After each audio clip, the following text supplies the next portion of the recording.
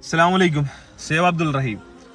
അബ്ദുൾ റഹീം എന്ന സഹോദരന്റെ ജീവനിട്ടിരിക്കുന്ന വിലയാണ് ഏകദേശം 34 കോടി ഇന്ത്യൻ രൂപ. നിങ്ങളെല്ലാവരും അറിഞ്ഞ പോലെ തന്നെ ഇനിയും അറിയാത്തവരായിട്ട് ഒരുപാട് പേരുണ്ടാവും. ഈ ഒരു വിഷയത്തിൽ എനിക്ക് ഒന്നേ പറയാനുള്ളൂ, എത്ര കോടി കൊടുത്താലും അളക്കാൻ പറ്റാത്തതാണ് ഒരു ജീവൻ. പക്ഷേ നിർഭാഗ്യവശാൽ അദ്ദേഹത്തിന് പറ്റിയൊരു കയ്യബദ്ധം.